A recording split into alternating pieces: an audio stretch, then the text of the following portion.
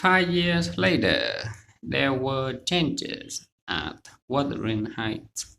Frances and Henley had a baby Hatton, and soon after Frances died, I looked after Hatton, a darling, good little boy. Kathy had grown into a naughty, headstrong girl, the queen of the countryside, though she still played truant with Heathcliff when the mood took her. She saw Edgar and Isabella Linton frequently.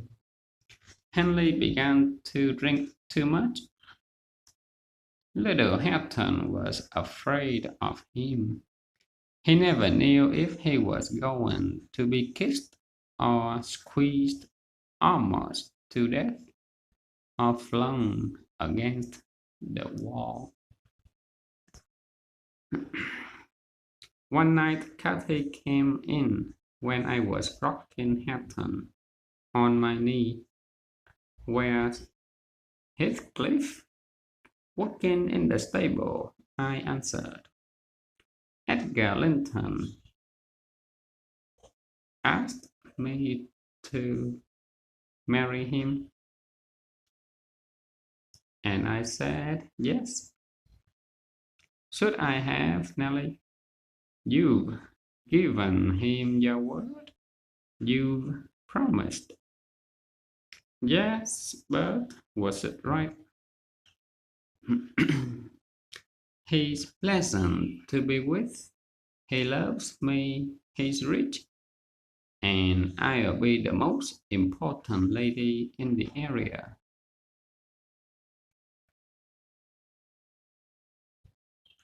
"But it feels wrong, Nellie, here and here, striking one hand on her forehead and one on her heart, in whichever place her soul lives." She went on. "Do you ever dream strange dreams, Nellie?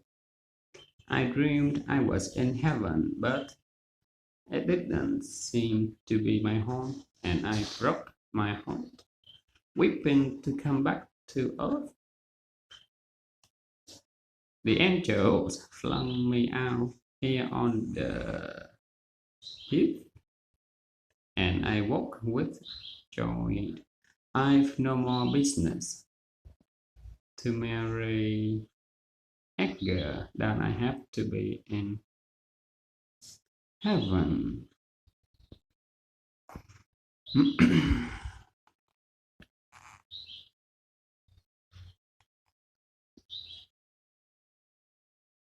"I'd marry Heathcliff tomorrow if Hindley hadn't brought him so low.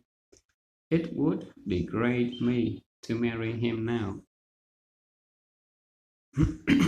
He'll never know how much I love him, though. He's more myself than I am. Whatever our souls are made of, his and mine are the same. Nellie, I am Heathcliff." "Oh, Cathy," I began.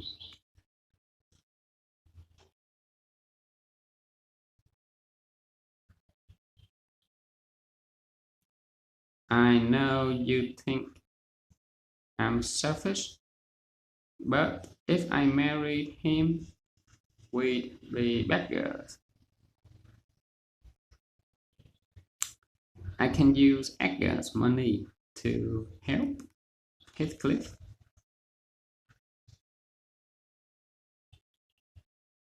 Before she'd finished, I saw Heathcliff come in and then disappear.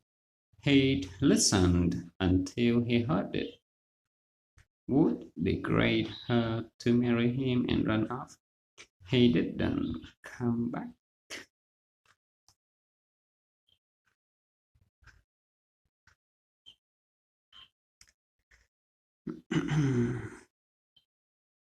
Catherine married Edgar and went to live at Thrush Cross Grange.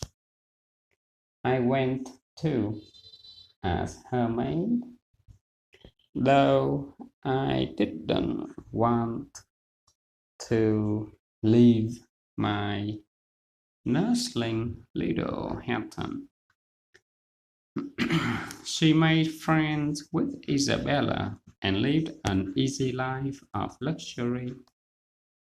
She was like a thorn embraced by honeysuckle. Edgar, afraid of her temper, gave in to her every whim. A few years later, I was in the garden just as dusk was drawing in when I heard a voice say, Nellie, a tall man, handsomely dressed, came up to me. He had black, fiery eyes. I would have known anywhere. Heathcliff, tell Cathy I'm here. Cathy was so overjoyed to see him. That Edgar murder. Can't you be glad? Without being absurd, Cathy? Edgar wasn't sure how to treat him. He'd last known him as a rough, wild farm boy. Where are you staying? He asked.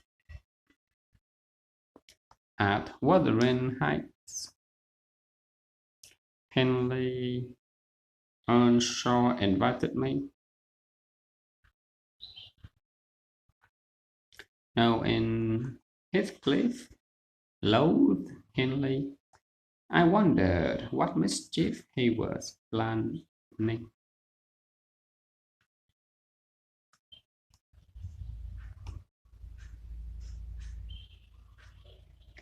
Heathcliff visited us constantly, and Isabella, pretty naive and willful, began to flirt with him. Edgar was horrified. He hated to think of his precious sister close to this unpredictable man sprung from an unknown past.